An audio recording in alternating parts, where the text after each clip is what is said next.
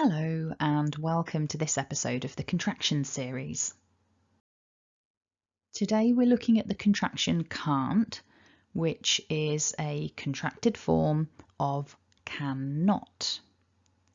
What we're going to do is look at some script from the dictionary, and then we'll have 2 slides of example sentences where we focus on 2 things. Our main focus will be getting that contraction pronounced in a contracted way, but we're also going to consider any other interesting speech features that come up as part of the example sentence. So let's get stuck in. Let's think about the contraction. So our full form, I'm going to say this slowly so that those N's don't join, can not. That's the full form. To be honest, in typical conversation, you're going to hear cannot as if there's one N. But the contracted form that we're thinking about is can't. So thinking about how to achieve that contraction then, there are a few things that change, sounds that we lose or alter. So first of all, we only need one N. The contracted form can't only has one N, so we lose an N. We also lose the vowel between the N and the T. Not becomes nt. If that's a consonant cluster that you struggle with, go ahead and check out the video that I've made for that particular cluster, because it comes up in plenty of words in English. So we're losing that last vowel, not becomes nt. And finally, we need to change the length of our vowel. Can has a short a, but can't has a long r. So repeat after me, nice and loud. Can't. Again, can't. Now, before we look at our example sentences, there are a couple of things that are worth noticing. Number one is that the presentation I'm giving you here is based on standard British English. So this script is taken from the Cambridge Online Dictionary. If you're more familiar with, for example, American English, you will hear a difference. You'll definitely hear a difference between standard British and standard American with this particular word. So that's worth noticing. Also, this word can't, unfortunately, if you get your vowel a little bit wrong, it can sound like a fairly bad swear word in English.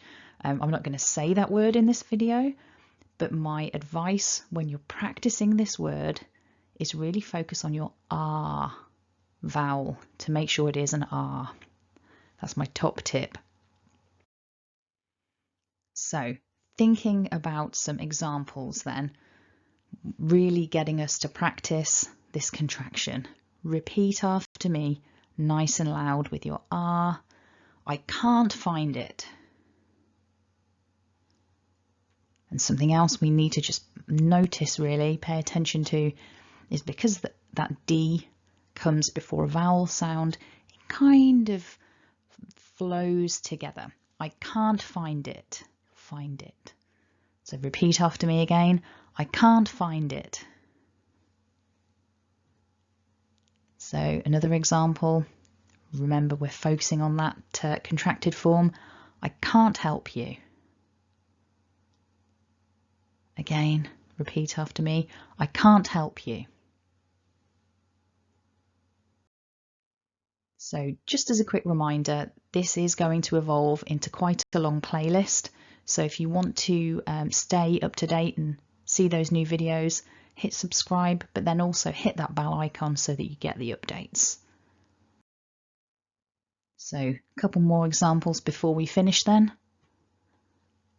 They can't come. Remember that R, they can't come. And repeat after me. She can't drive. She can't drive. Now, it's worth noticing that with that final sentence, in fact, with both of these sentences really, we can subtly change the meaning depending on what we stress. So if I said she can't drive, stressing the she, it implies although she can't, somebody else can. If I stress can't,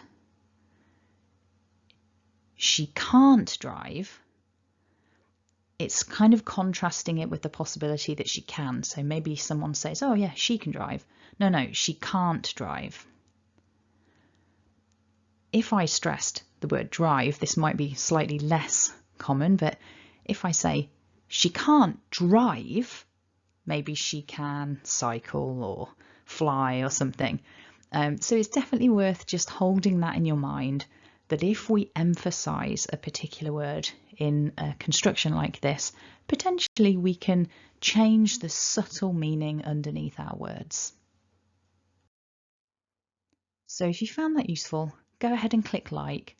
Leave me a comment below if you've got any questions about the contracted form of can't, or indeed if you come across any interesting sentences when you're watching TV or reading and you want to share those with us. Leave some examples of can't being used in real situations.